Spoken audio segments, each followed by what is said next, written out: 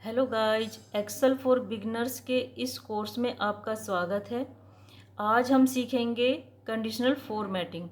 Conditional formatting home tab में style group में होती है और इसका यूज क्या होता है, ये एक क्राइटेरिया पर काम करती है। यानी कि आपके पास एक क्राइटेरिया है कि मुझे उन्हीं सेल को हाईलाइट करना है जिस सेल में वैल्यू इतने से ज़्यादा हो या इससे कम हो, तो वो हम कर सकते हैं कंडीशनल फॉर्मेटिंग से। जब मैंने इसके डाउन पॉइंट पर क्लिक किया तो यहाँ पर आप देख रहे हो कि मल्टीपल ऑप्शन शो हो रहे हैं और हर सिंगल ऑप्शन के भी मल्टीपल ऑप्शन है।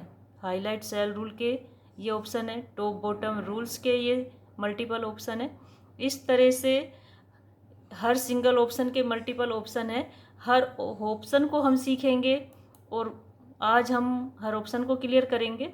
मैंने यहाँ पर एक डाटा बनाया हुआ है जिसमें कुछ स्टूडेंट के नेम है, उनके math, Hindi, English, science, SS के मार्क्स हैं और मैंने इन सेल को सेलेक्ट किया। अगर फर्स्ट ऑप्शन पर हम जाएं और यहाँ पर हाईलाइट सेल रूल्स में फर्स्ट ऑप्शन आता है ग्रेटर देन। अगर आपसे ये कहा जाए कि मुझे ये देखना है कि कौन से सब्जेक्ट में 80 से ऊपर मार्क्स हैं, किस किस स्टूडेंट के 80 से अबो मार्क्स हैं, तो वो यहाँ पर हाईलाइट हो जाएंगे। आप यहाँ से कलर चूज कर सकते हो। यहाँ पर कलर के ऑप्शन है, येलो कलर में हाईलाइट करने हैं तो येलो कलर में कर सकते हो, ग्रीन कलर में, जिस भी कलर में आपको हाईलाइट करने हैं वो कलर आप यहाँ से सेलेक्ट करोगे और कितने से अबो आपको हाईलाइट करने हैं वो नंबर आप यहाँ पर डालोगे। जैसे मैंने ये डाला कि 33 से अबो किस किस सब्जेक्ट में मार्क्स 33 से ज़्यादा, यानी कि कौन कौन स्टूडेंट पास की कैटेगरी में आते हैं, तो वो मैंने यहाँ पर नंबर डाल दिया और एक कलर सेलेक्ट किया और ओके कर दिया, तो वो सेल यहाँ पर हाईलाइट हो गए। मैं फिर से इसी पर जाती हूँ, इसी ऑप्शन पर। अब मैंने सेलेक्ट किया लेस देन, यानी कि 33 से कम मार्क्स वाले 33 से कम मार्क्स वाले सेल कौन से हैं, यानी कि फेल वाली कैटेगरी में कौन कौन से सब्जेक्ट आते हैं, कौन कौन स्टूडेंट किस सब्जेक्ट में फेल वाली कैटेगरी में आते हैं, तो वो मैंने यहाँ पर नंबर डाला और कलर को सेलेक्ट किया। तो आप देख रहे हो कि जो सेल पास की कैटेगरी में आते हैं वो रेड कलर में, लाइट रेड कलर है उसमें हाईलाइट हो गए, और जो सब्जेक्ट फेल की कैटेगरी में आते हैं वो येलो कलर में हाईलाइट हो गए।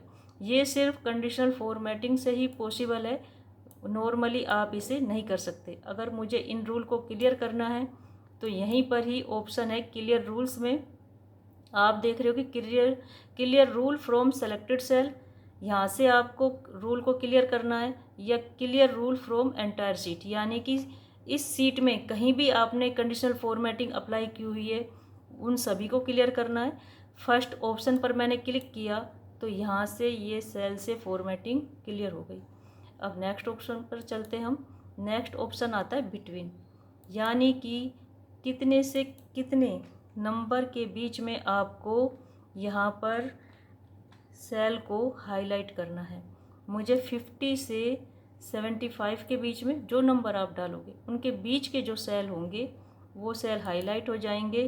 कलर आप यहाँ से सेलेक्ट करोगे और इस तरह से हाईलाइट हो जाएंगे।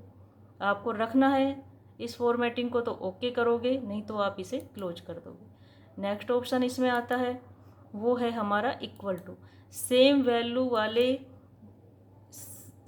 वैल्यू वाले सेल अगर आपको हाईलाइट करने हैं तो आप यहाँ पर देखना है कि 80 नंबर कौन कौन से सब्जेक्ट में है, तो वो आप नंबर यहाँ पर डालोगे और ओके करोगे तो वे सेल यहाँ पर हाईलाइट हो जाएंगे।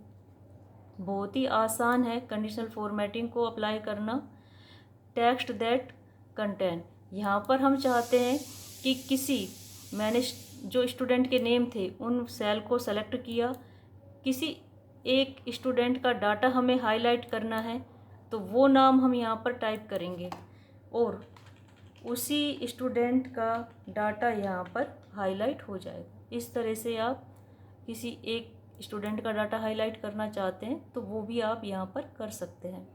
नेक्स्ट ऑप्शन आता है इसमें डेट अक्यूरिंग, और उसके बाद एक ऑप्शन है डुप्लीकेट वैल्यू, यानी कि आपको ये देखना है कि सेम वैल्यू किस किस सेल में है।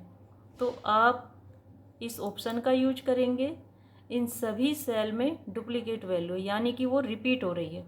अगर यूनिक वैल्यू आपको हाईलाइट करनी है तो आप इस पर क्लिक करो। यहाँ पर जो वैल्यू एक बार आई है वही वैल्यू हाईलाइट होगी। नेक्स्ट ऑप्शन आता है कि अगर आपको डेट को हाईलाइट करना है। मैंने यहाँ पर एक टेबल बना रखी है और इस टेबल को मैंने सेलेक्ट किया। 1 अगस्त से लेकर 14 अगस्त तक यहाँ पर डेट टाइप की हुई है, और जब आप जाते हो डेट अक्यूरिंग पर तो यहाँ पर यस्टरडे को हाईलाइट करना है, यस्टरडे हाईलाइट हो रहा है। टुडे को हाईलाइट करना है तो टुडे हाईलाइट हो रहा है, और इन द लास्ट 7 डेज उन्हें हाईलाइट करना है, वो हाईलाइट हो रहे हैं। लास्ट वीक को हाईलाइट करना है तो लास्ट वीक हाईलाइट हो रहा है। इस तरह से आप डेट को हाईलाइट कर सकते हो।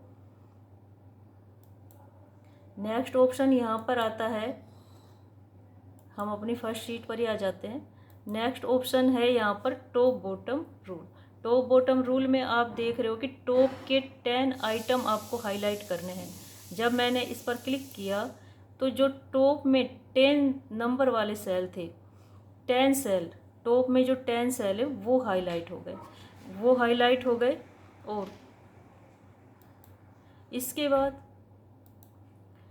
नेक्स्ट ऑप्शन है 10 टॉप परसेंट, यानी कि आपको टॉप में जो 10% है वो हाईलाइट करने हैं। अगर आपको 10% हाईलाइट करने आप 10 रखोगे, लेकिन मुझे अगर 5% ही हाईलाइट करने हैं तो मैंने यहाँ से 5 को सेलेक्ट किया। ये यहाँ पर 5% को हाईलाइट करेगा। आप इसको कम या ज़्यादा कर सकते हैं। ओके करोगे ये अप्लाई हो जाएगा। नेक्स्ट ऑप्शन आता है बॉटम के 10 आइटम। जो बॉटम के 10 आइटम होंगे वो हाईलाइट होंगे, और इसके बाद आता है बॉटम से 10%। इस तरह से आप बॉटम के 10% सेल को हाईलाइट कर सकते हैं। नेक्स्ट ऑप्शन आता है एवरेज को। मैंने शीट 2 पर एक टेबल बनाई हुई है जिसमें एम्प्लॉय के नेम है, डिपार्टमेंट है और सेल है।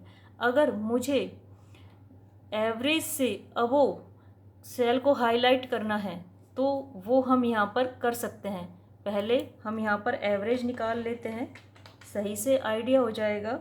मैंने यहाँ पर एवरेज का फंक्शन लगाया और ये रेंज को सेलेक्ट किया, एंटर किया।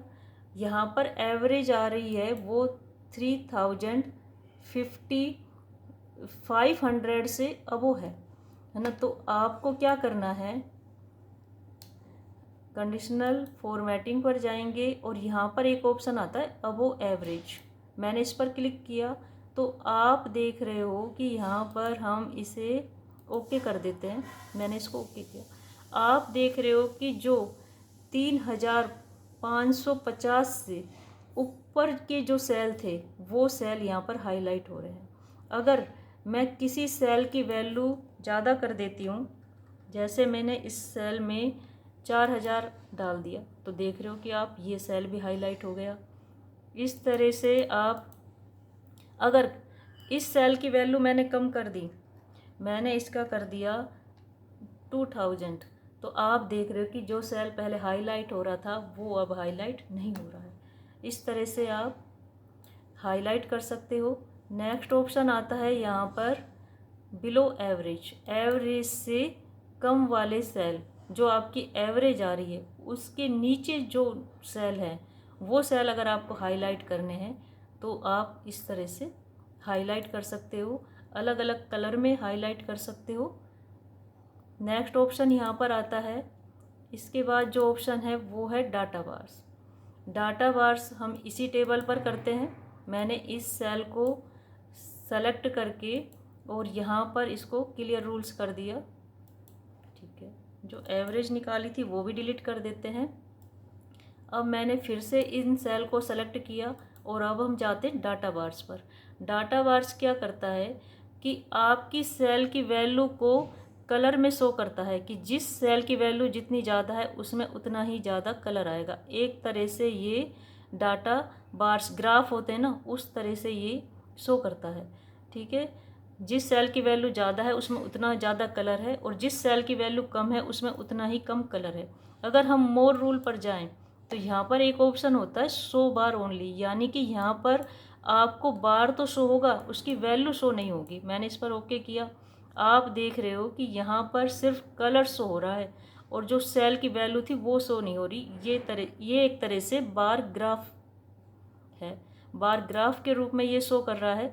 फिर से हम मोर रूल पर जाते हैं और ओके करते हैं तो यहाँ पर अब सेल की वैल्यू भी आ रही है। इसको मैं क्लियर कर देती हूँ यहाँ से। कोई भी नेक्स्ट रूल अप्लाई करने से पहले वाले रूल को क्लियर करना होता है। कलर स्केल, कलर के अकॉर्डिंग यहाँ पर सेल की वैल्यू शो होगी। जो हाईएस्ट वैल्यू है जिस सेल में उसमें ग्रीन कलर आ रहा है और जिस सेल में सबसे कम वैल्यू है उसमें रेड कलर आ रहा है और जो मिड में है वैल्यू उसमें येलो कलर आ रहा है। इस तरह से आप कलर से भी अपनी सेल की वैल्यू को शो कर सकते हैं। नेक्स्ट ऑप्शन आता है आइकन सेट। आइकन सेट क्या होता है कि आप किसी भी आइकन पर क्लिक करो तो आप यहाँ पर देख रहे हो कि जो टॉप में वैल्यू है उसमें ग्रीन कलर आ रहा है और जिस सेल की वैल्यू सबसे कम है उसमें रेड, इस तरह से एरो सेट हो रही है ना। और जो मिड में है जिस सेल की वैल्यू उसमें इस तरह से एरो आ रही है ना, अप एरो डाउन एरो, इस तरह से एरो सेट हो रही है। नेक्स्ट ऑप्शन है इसमें new rule. New rule advance conditional formatting में आता है, ये हम नेक्स्ट वीडियो में करेंगे। आज की वीडियो आपको कैसी लगी प्लीज़ आप कमेंट करके बताएं ताकि हम आगे वाली वीडियो में बहुत अच्छे से समझाएं, बहुत अच्छे से नई नई चीज़ें लेके आएं। प्लीज़ आप कमेंट ज़रूर करें। Thank you.